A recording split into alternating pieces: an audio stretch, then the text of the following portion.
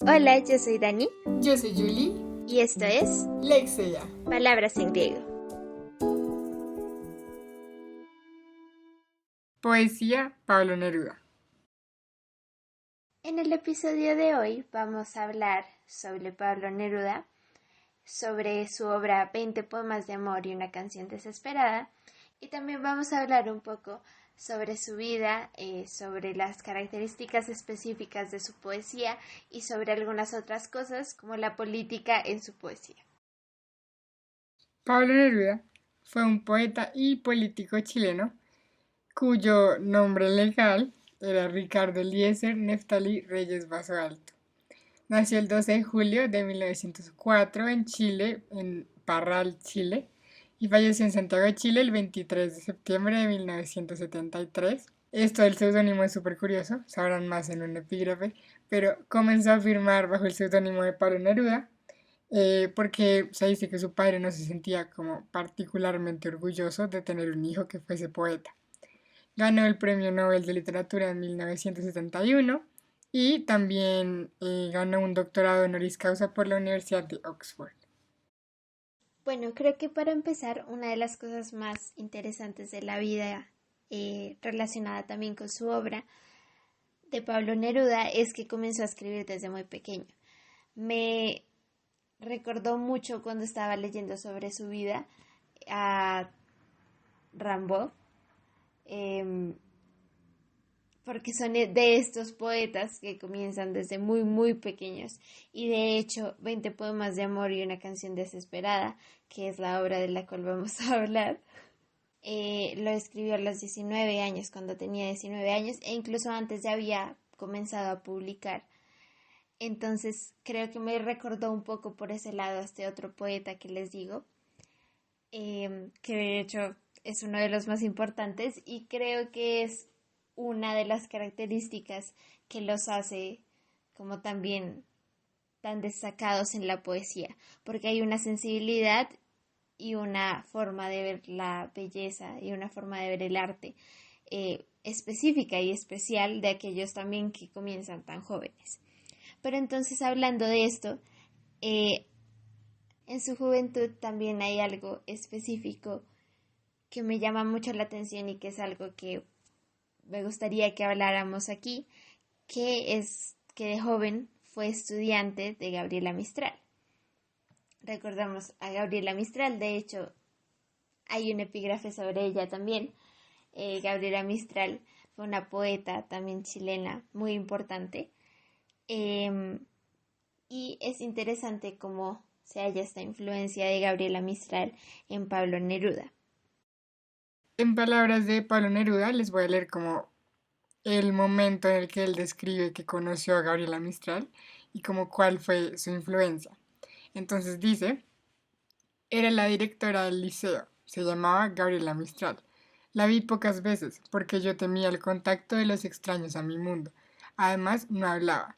Era enlutado, afilado y mudo. Gabriela tenía una sonrisa ancha y blanca en su rostro moreno por la sangre y la intemperie. No me extrañó cuando de entre sus ropas sacerdotales sacaba libros que me entregaba y que fui devorando. Ella me hizo leer los primeros grandes nombres de la literatura rusa que tanta influencia tuvieron sobre mí. Luego se vino al norte. No le eché de menos porque ya tenía miles de compañeros, las vidas atormentadas de los libros. Ya sabía dónde buscarlos. Le pidieron a Pablo Neruda explicar un poco de su infancia y de su poesía, y él contaba sobre su infancia, pues cuando conoció en el liceo a Gabriela Mistral, y casi que fue ella la que le iba entregando los libros, específicamente la literatura rusa, pues que obviamente eso va a tener influencia en su anexión al Partido Comunista, que ya pues asumo vamos a hablar mucho más sobre la parte política, pero Gabriela Mistral fue como esa persona que le entregó los libros y él dice pues aquí al final de lo que les leí, como que ya tenía miles de compañeros en los libros y él sentía que no necesitaba a nadie más. La literatura empezó como desde muy pequeño a ser como lo único que él sentía que en realidad necesitaba.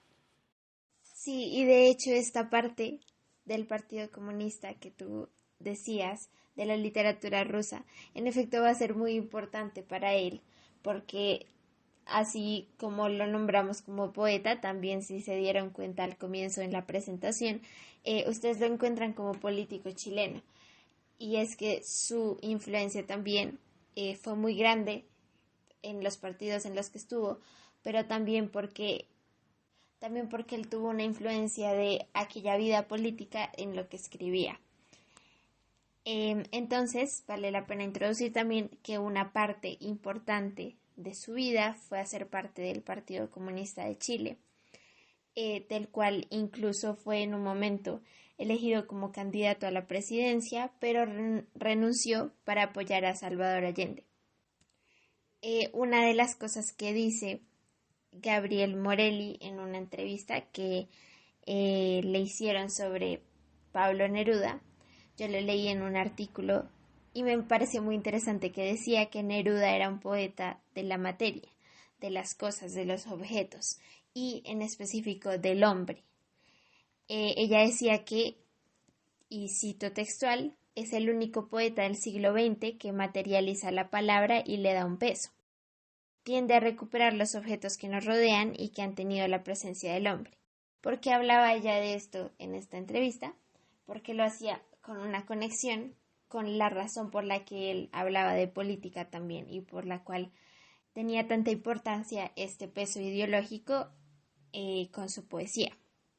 Sin embargo, ella también, Gabriel Morelli, dice en esa misma entrevista que ellos piensan que el poeta podía ser marxista, hablar de la calle, pero tampoco se le podía decir que renunciara a la belleza. Y eso creo que también es importante, porque cuando hablamos de un poeta como Pablo Neruda, que tiene estas dos caras que se unen también en la poesía, estas dos caras como de político y de poeta, pero que aún así existe una obra en medio, tendemos a pensar que todo aquello, entonces todas las obras, todo aquello que escribe tiene un tinte político. Y yo estaría de acuerdo con pensar que no es así. Hay una sensibilidad artística diferente, hay diferentes búsquedas en su poética, más que solamente la política. Sin embargo, desde que era pequeño, de hecho, en algunos de sus primeros poemas se ve eso que llaman algunos como un llamado. Él dice que es un llamado a algo más grande, un llamado a esa participación política que más adelante tendría también con su obra. Estaría de acuerdo con Dani en argumentar que no por tener anexiones políticas como que tus obras van necesariamente a ir encaminadas a ser un discurso netamente político, pero también es cierto que hay que, digamos, recordar que la literatura es política, ¿no? Entonces, yo lo que siento que podríamos rescatar o ver como dónde está la influencia de este pensamiento político de Pablo Neruda en su poesía, es que él nos muestra que ser poeta también es una lucha.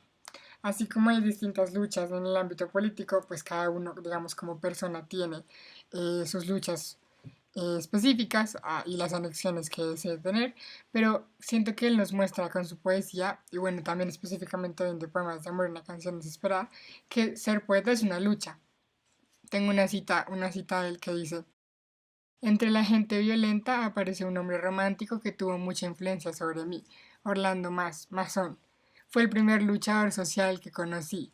Fundó un diario, ahí se publicaron mis primeros versos y allí tomé el olor a imprenta, conocí a los cajistas, me manché las manos con tinta. Siento que eso está narrado como de una manera muy particular. Primero, como fue el primer luchador social que conocí. O sea, como él ya está poniendo que la gente que escribe y los poetas, los creadores, digamos, literarios, son luchadores sociales, sea por la causa que sea, pero necesariamente la poesía y la escritura va a ser una lucha contra algo. Y cuando dice, me manché las manos con tinta, como este parafraseo de esta frase, me manché las manos con sangre, sí, como si fuera una guerra o como una pelea, otra vez una lucha, como que todo lo escribe y nos apunta a que uno, o sea, que La poesía se aprende, la poesía se estudia, requiere de atención de los entornos, requiere de ser perceptivo y requiere de ser meticuloso, así como cualquier discurso político. Em, Otra cita. Se aprende la poesía, pero a paso, entre las cosas y los seres, sin apartarlos, sino agregándolos a todos en una ciega extensión del amor. Yo aquí traje literal sus palabras, porque creo que es la mejor manera de ver pues lo que él nos está mostrando. Y es esto, la poesía también es una lucha y por lo tanto la literatura, digamos, y eso ya lo sabemos, es política. Así que aunque no tengamos tratados comunistas en sus obras, claro que tenemos como esa influencia y esas pequeñas lecciones literarias que nos deja a raíz de sus anexiones políticas. Frente a esto que decía Julie, yo creo que estoy muy de acuerdo y hay una cosa que encontré también, una cita nuevamente de esta entrevista que le hacen em, a Gabriel Morelli sobre Neruda, que dice, Neruda demostró que se puede ser de izquierdas llamando asesino a Stalin y que la poesía política no es solo la consigna de un partido, sino una reflexión desde un punto de vista. Y frente a esta cita, creo que también, mejor dicho, es que como hay una enseñanza gigante que nos deja Neruda, pero también que hemos estado hablando muchas veces aquí, y es justamente sobre esta parte política de la literatura, y es que el oficio literario es en sí un oficio político, o sea, es un oficio, el ser poeta es como una decisión frente a la vida, pero también una decisión política, una decisión estética, una decisión sensible, una decisión desde muchos ámbitos, mejor dicho, de la vida misma. Entonces, por lo tanto, el solo hecho de ser poeta, por ejemplo, durante una guerra, el hecho de ser poeta en un país que tiene ciertas circunstancias, así como pasa con nosotros, como pasa con muchos, por ejemplo, aquí en Colombia, el hecho de ser poeta en un punto específico del tiempo y del espacio ya es una decisión política y no se trata de partidos, como no se trata de algo panfletario, sino de una reflexión frente a lo que se está diciendo y del hecho del arte como una manifestación de algo, el arte como una manifestación de la vida y de unos puntos de vista también. Eh, y también ver que de la mano de la transformación ideológica de Pablo Neruda también se ve una transformación en su poesía. Entonces esto refleja y nuevamente es un argumento en pro de esto que decimos de la poesía también tan unida a la vida, tan unida a lo que es el poeta, mejor dicho. Porque así como se mostraba una transformación en su forma de pensar, también hay una transformación en su obra misma.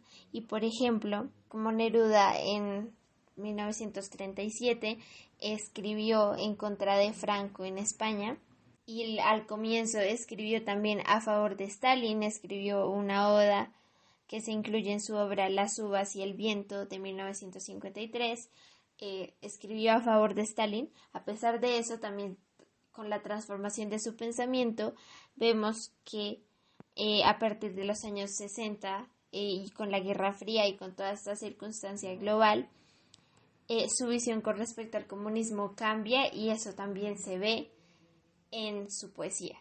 Hay algo, como hay una frase muy específica que yo leí en este mismo artículo y que leí también en algunos de los poemas, o que vi también en algunos de los poemas, que era ya una visión de crítica al estalinismo y a este comunismo que al comienzo parecía tan afín. Y algo que decía también en otro artículo que leí es que es muy fácil para nosotros criticar, por ejemplo, los puntos de vista de la poesía de Pablo Neruda, como hacer una crítica frente a los puntos de vista que mostraba en el sentido político, decir como a esto es netamente comunista y como tildarlo, mejor dicho, o ponerlo en una sola casilla, así como nos es fácil con muchos otros poetas, puede ser o con muchos otros autores,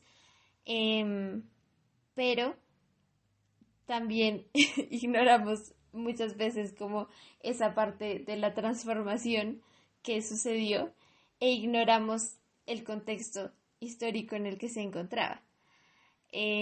Algo que creo que puede entrar ahí, pero no sé si lo vamos a hablar justo ahora, es el montón de viajes que hizo en su vida.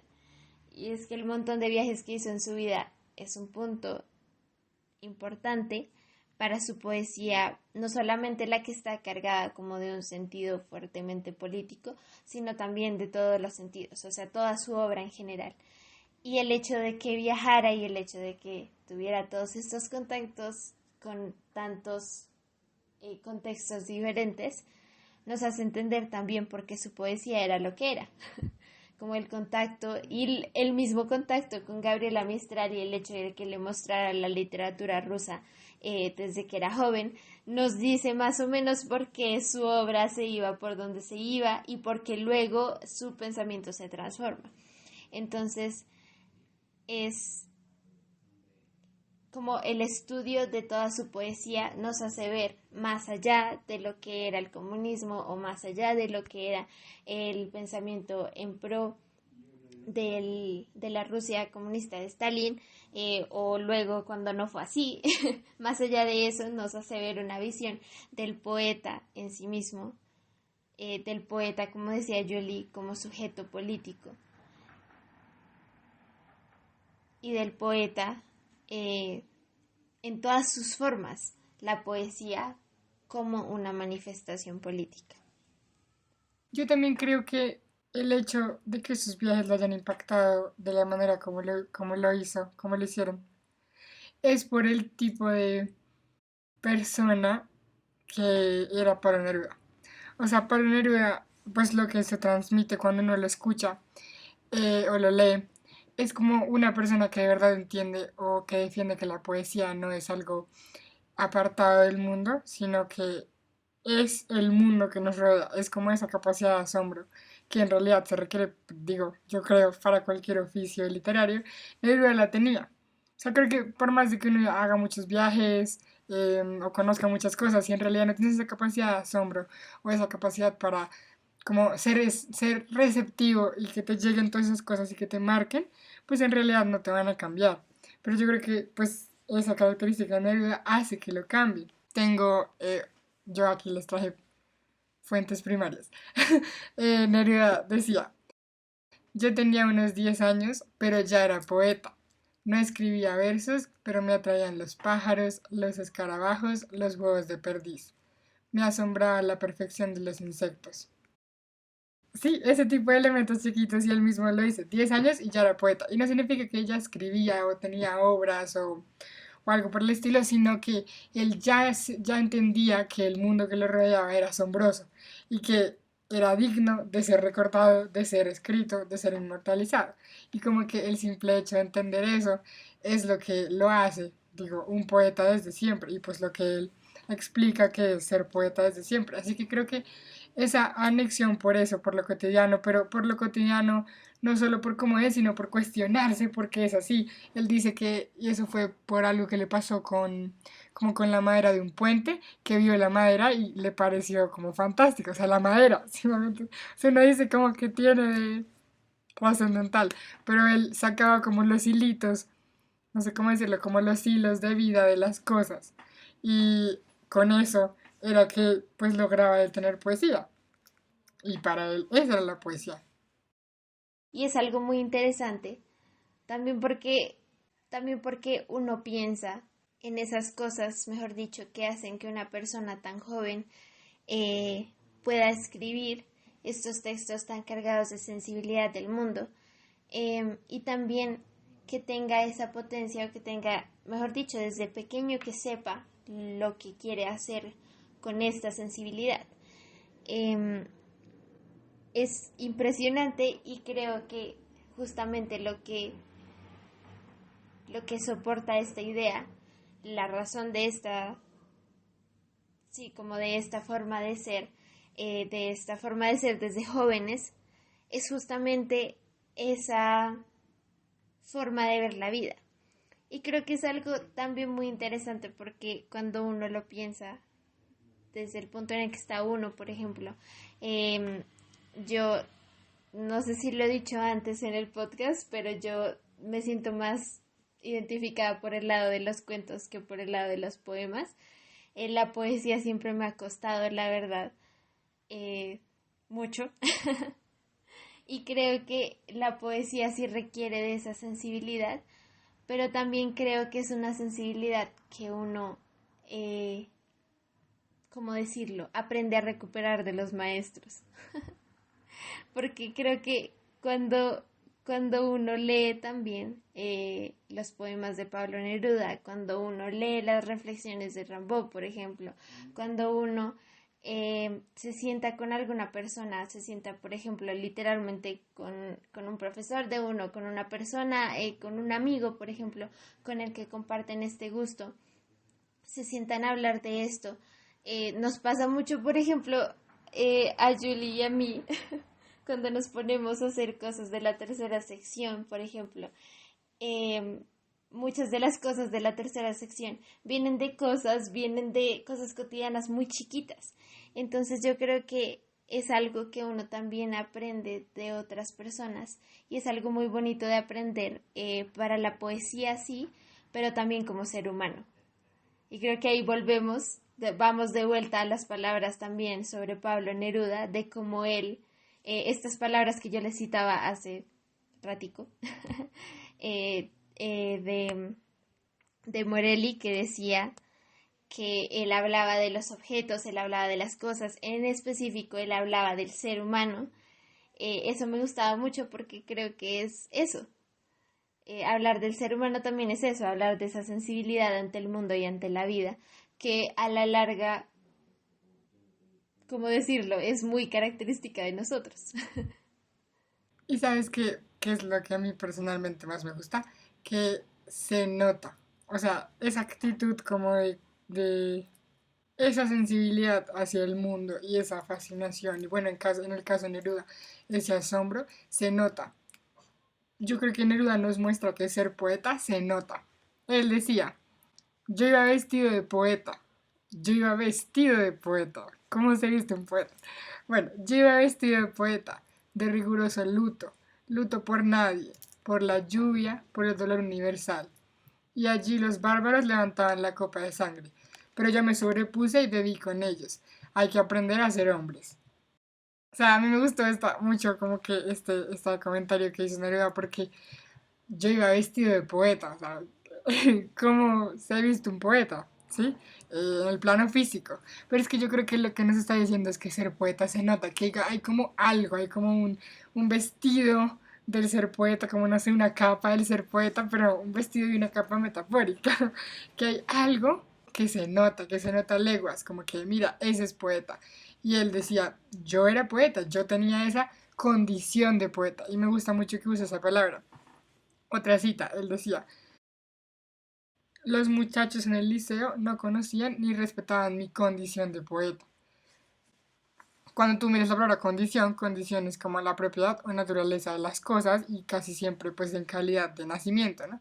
Entonces él dice, yo soy poeta desde siempre, soy poeta desde que nací y tengo esta condición, como que es algo inherente a mí, es algo inherente a mí que yo ejercito y que se nota cuando lo ven, como que, y eso pues me parece fantástico, o sea, como que uno sea capaz de decir como esto es algo, como una es como si fuera como una especie de investidura, como que les conceden eh, la categoría, la condición de poeta, es que no sé cómo decirlo, pero me suena tan lindo, me parece como tan bonito, es algo que demuestra que el ser poeta se nota, demuestra que el ser poeta también se ejercita y por lo tanto, pues es una actividad diaria, de día a día, no es como algo que trabajes de lunes a viernes, sino que viene contigo y viene con tu día a día. Y creo que eso se nota, pues, maravillosamente en la obra de Pablo Neruda. Y por eso mismo cambia, porque como es de él y como va con él, o sea, la poesía de Pablo Neruda no tiene, porque ni la de nadie,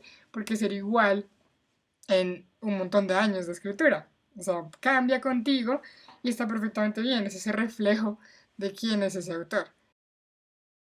Creo que eso es una idea interesante cuando hablamos siempre de los poetas o cuando hemos hablado de poetas en el podcast.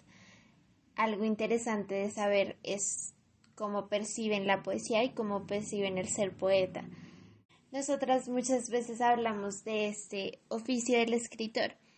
Yo siempre he pensado del oficio del escritor, como lo decía, para mí es más fácil pensarlo desde la narrativa, porque la poesía yo siempre he pensado que hace falta esa chispa.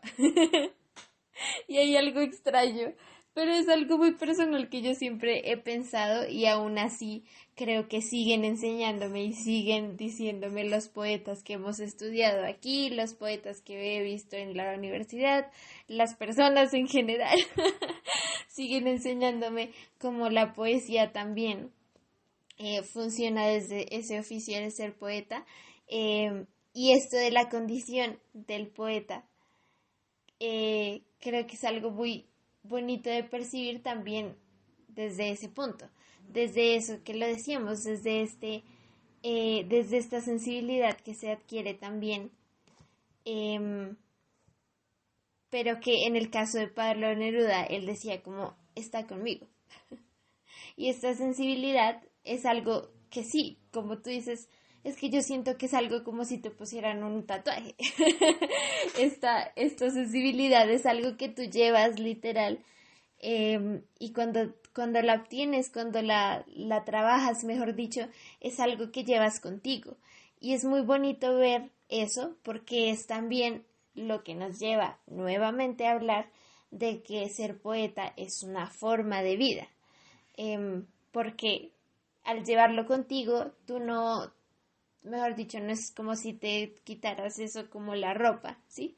Entonces, eso nuevamente hablamos sobre todo lo que hemos hablado de Pablo Neruda. Entonces es como, eh, él no podía dejar de hablar, por ejemplo, de esto que creía, él no podía dejar de hablar de sus viajes o de meter los viajes, de meter los contextos en los que estaba en su poesía, porque simplemente, como tú decías, era algo que venía con él.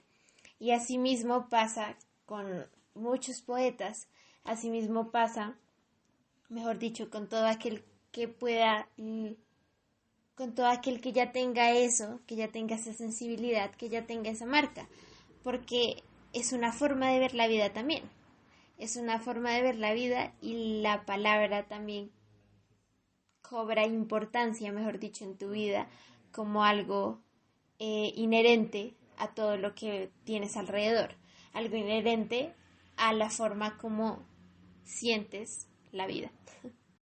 Entonces, hablando y ya como para cerrar esta parte de hablar de su vida y de su poética en general y pasar a hablar más específico de el libro que Julie y yo leímos de 20 poemas de amor y una canción desesperada, me gustaría cerrar diciendo que esto que estábamos hablando de la sensibilidad, eh,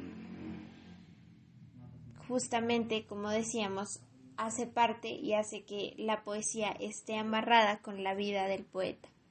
Entonces hay un momento en la vida de Pablo Neruda que es exiliado, y creo que siempre hemos visto en la historia de la literatura que el exilio para el poeta, el exilio para el artista, es un punto importante, un punto de inflexión en su vida y en su obra.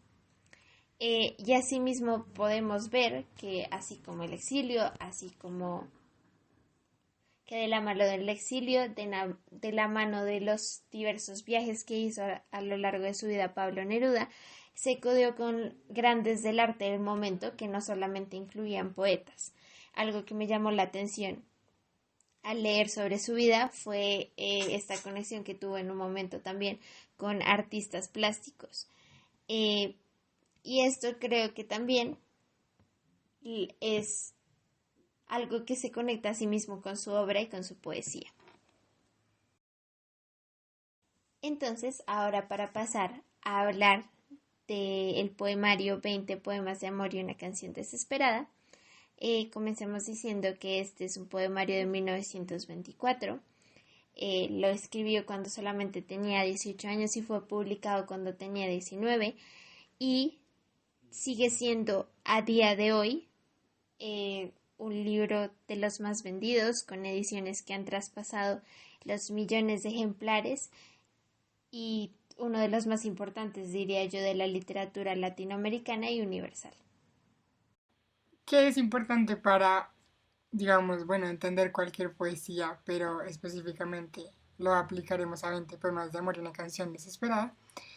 Cuatro cosas, voy a mencionarlas rápidamente para poder hablar un poco, digamos, específicamente y formalmente de la poesía, pero muy por encima.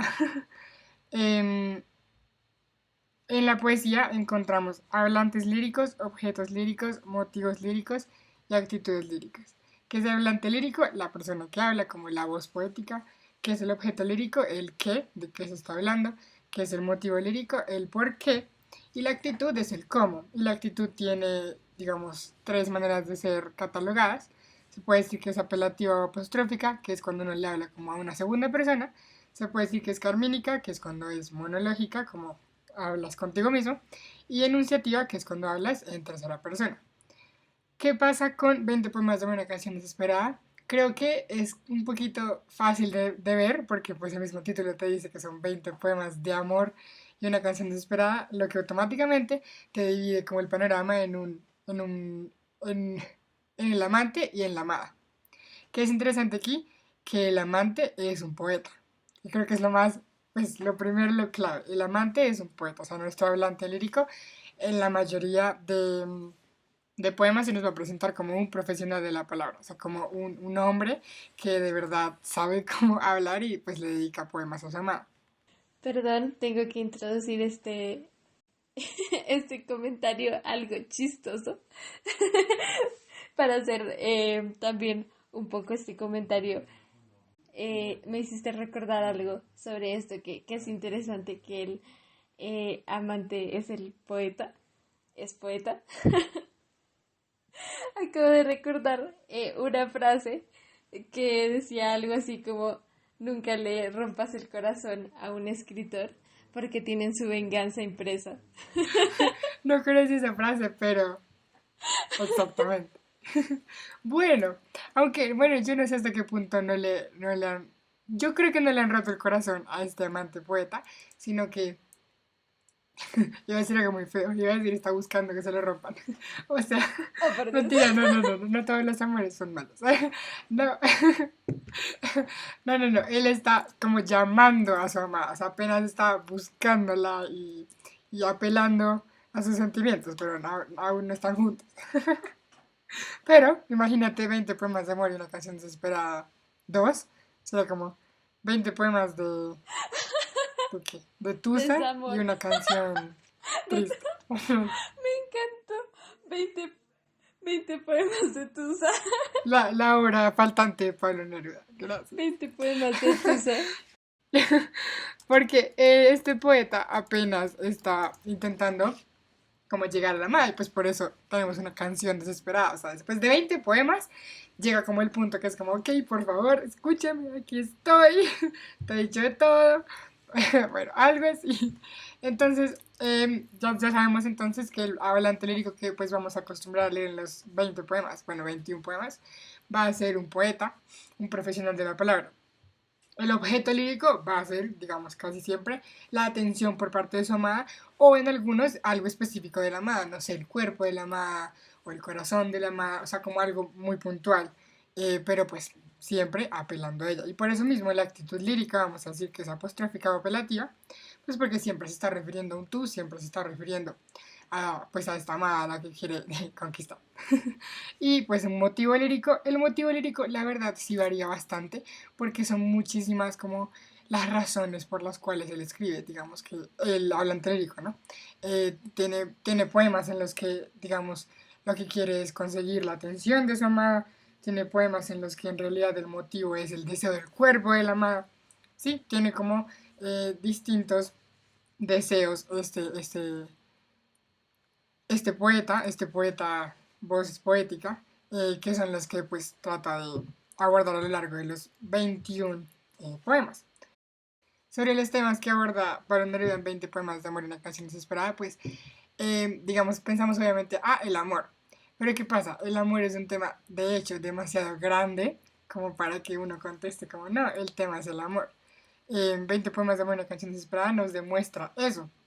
Tenemos temas como poemas que se enfocan nada más en hacer descripciones eróticas de la mujer, por ejemplo, y comparar el cuerpo femenino, por ejemplo, con características naturales.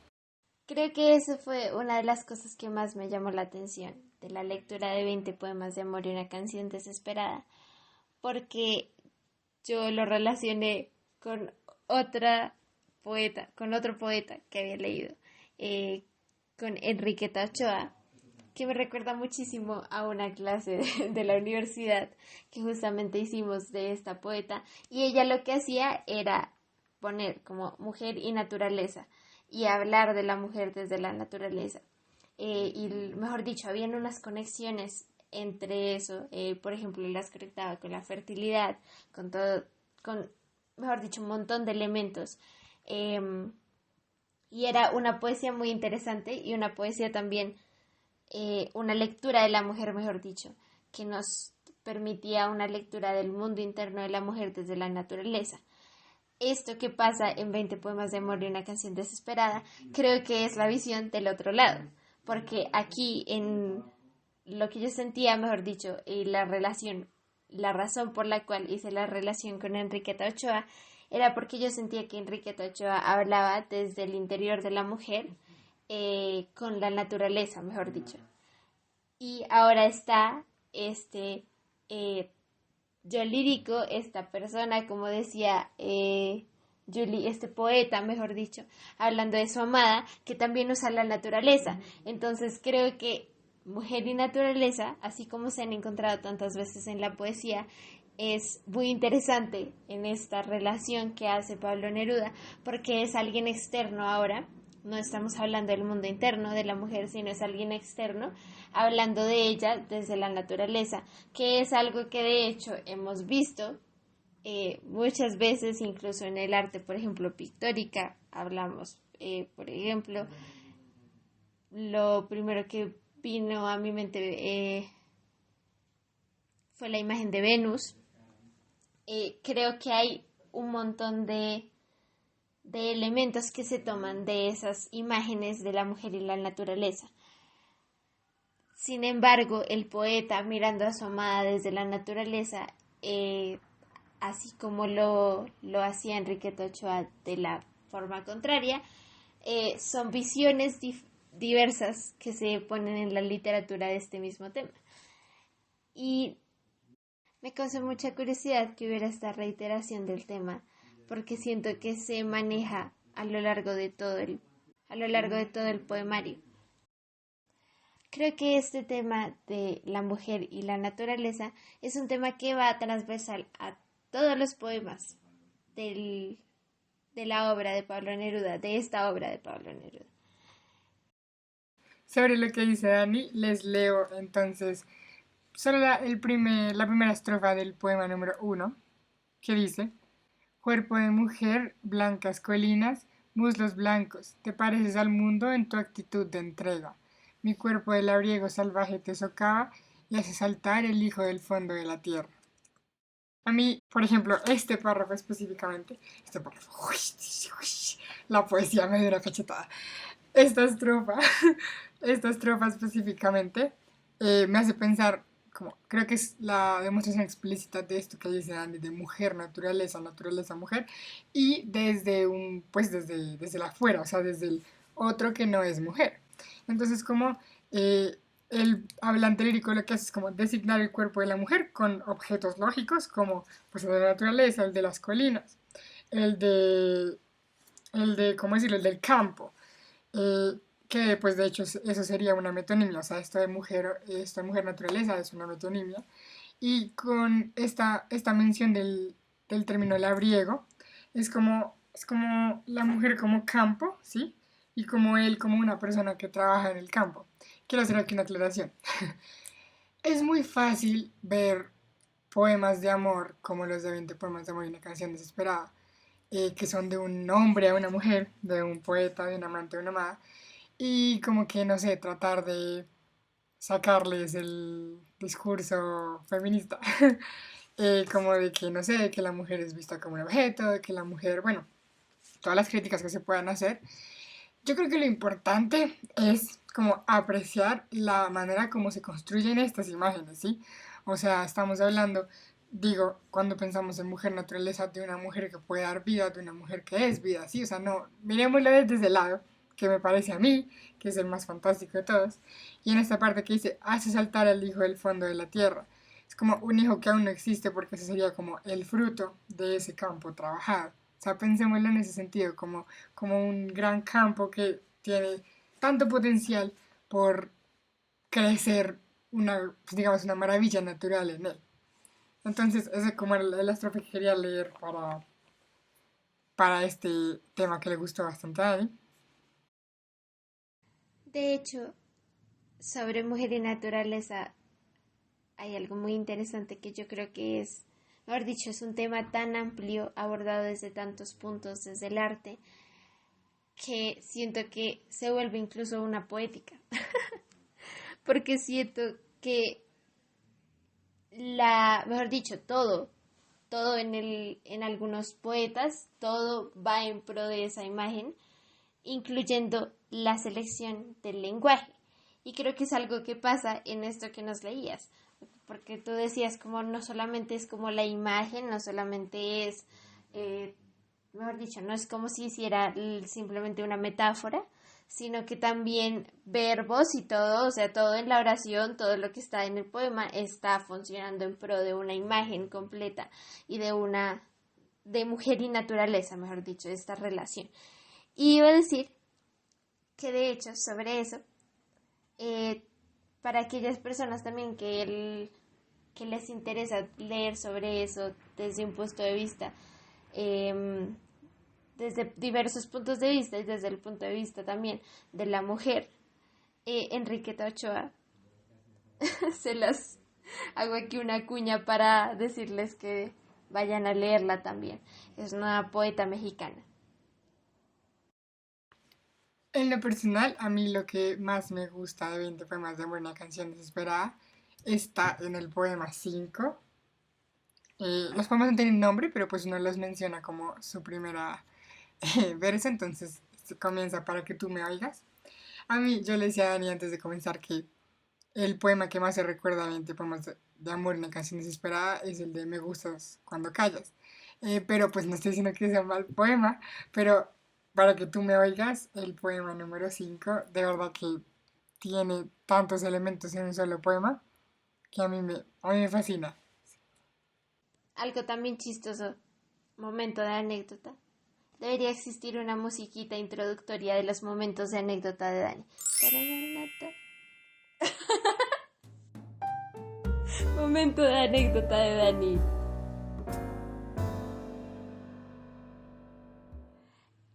Antes de que comenzáramos, yo no le había dicho a Julie todavía cuál era mi preferido porque yo no había terminado de leer el libro.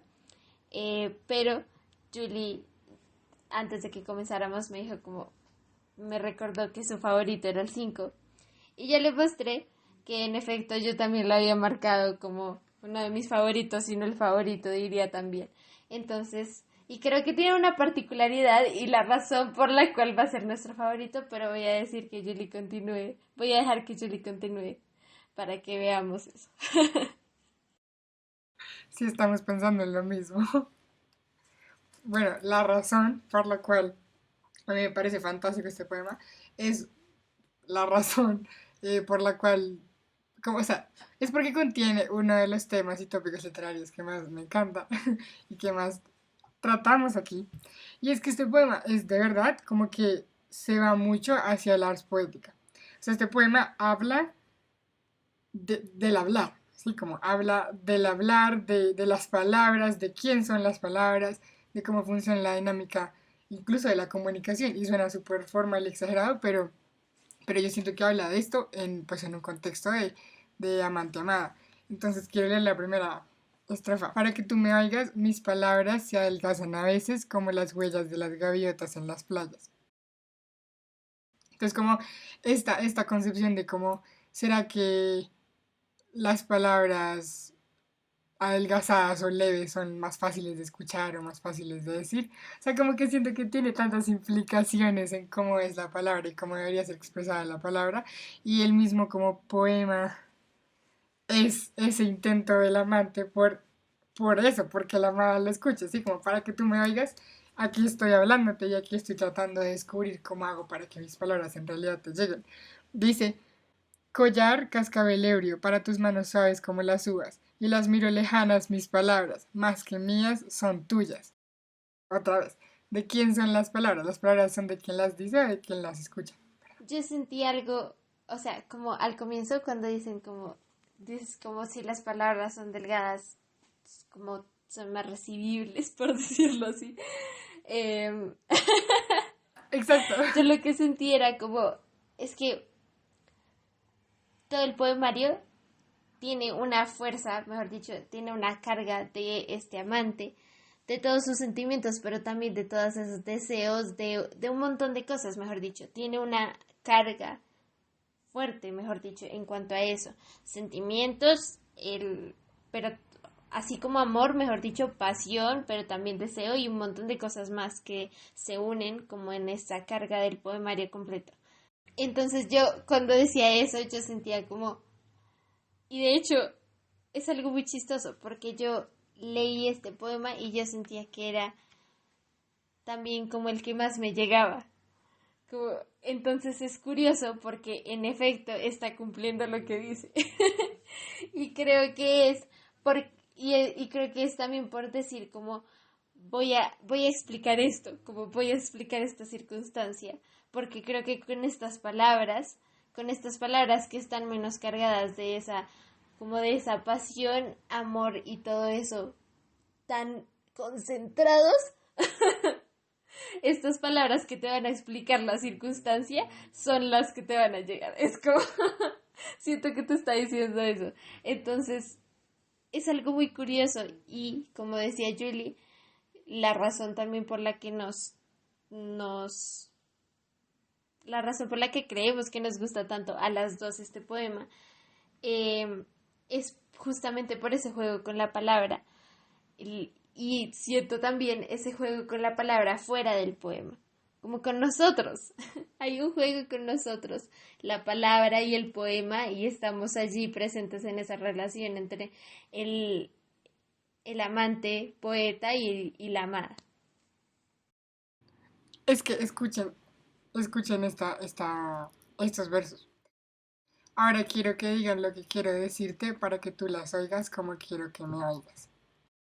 La palabra del poema tiene un poder enorme en contarnos el poder de la palabra, ¿sí? Como dice Dani.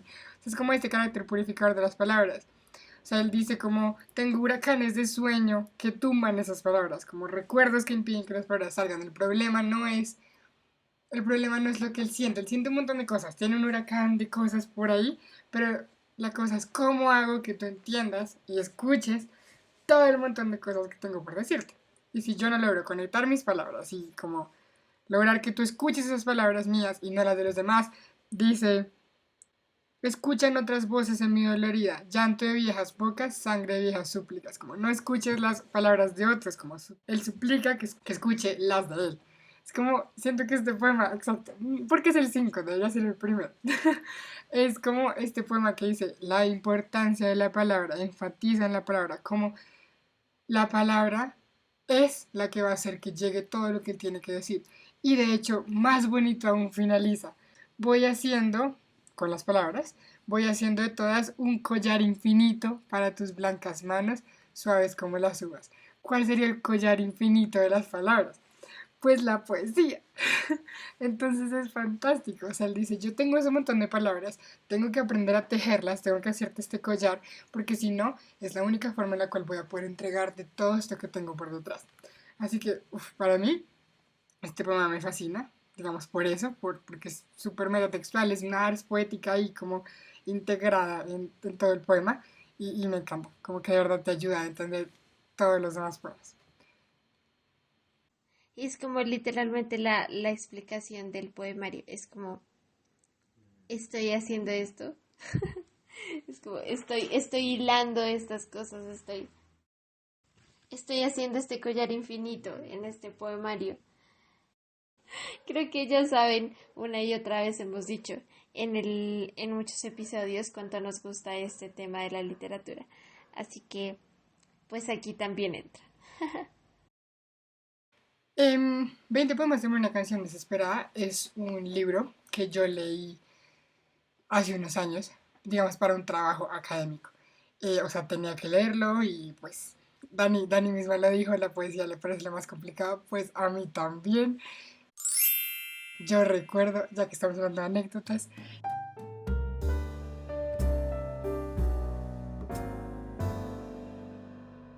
que cuando, bueno, Dani escogió dramaturgia, otra amiga nuestra escogió como el género narrativo, y bueno, escogió eso, es decir, nos tocó también.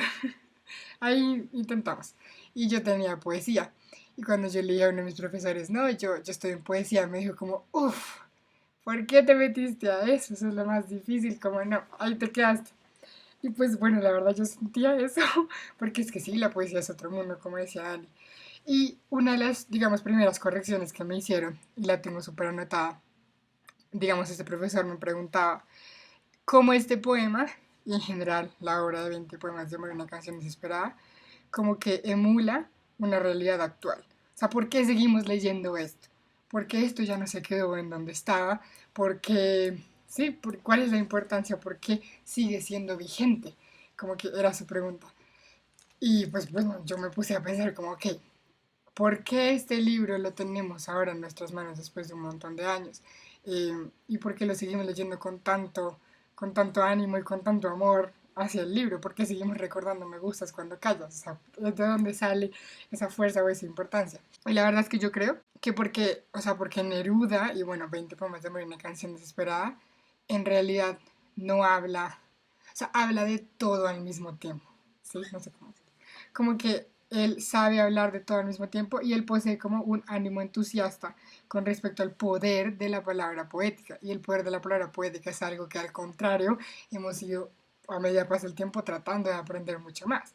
Entonces como que él sabe que la palabra poética en realidad sí puede trascender en la sociedad y por lo tanto puede influir en el futuro de la sociedad.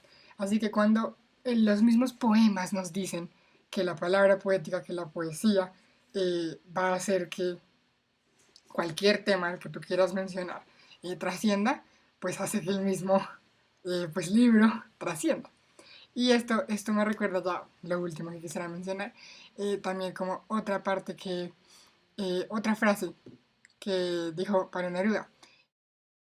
Él decía, no voy a decir a nadie que leía sin método. Quien lee con método, solo las estatuas. Para mí los libros fueron como la misma selva en que me perdía, en que continuaba perdiéndome. Eran otras flores deslumbradoras, otros altos follajes sombríos, misteriosos silencios, sonidos celestiales, pero también la vida de los hombres más allá de los cerros, más allá de los helechos, más allá de la lluvia. Los libros, la palabra, pues 20 poemas de buena canción desesperada, obviamente está incluido en eso, muestran la vida de los hombres más allá de, completo la frase, o sea, más allá de lo que quieras, siempre va a haber un más allá. Y el simple hecho de que incluso nuestro amante, nuestro poeta dentro de la poesía nos explique eso y como que ponga tácitamente, muestre esas dinámicas hablándole a su amada, creo que hace que innegablemente 20 poemas de amor, una canción desesperada y pues la poesía Neruda, pues sea algo que tengamos que volver a rescatar. O sea, que necesitemos recurrir constantemente a él para poder hablar de la palabra poética en sí misma. Creo que algo que me recuerda a esto último que dijiste, eh, ya para hacer una reflexión final de mi lado, es como esto, mejor dicho, me hizo pensar en cómo ponemos esta capacidad de asombro y esta sensibilidad de la que hablábamos en nuestra lectura de la literatura y cómo esta sensibilidad frente también a lo que leemos nos permite ver cosas, mejor dicho, de la vida, ver la vida desde puntos diferentes.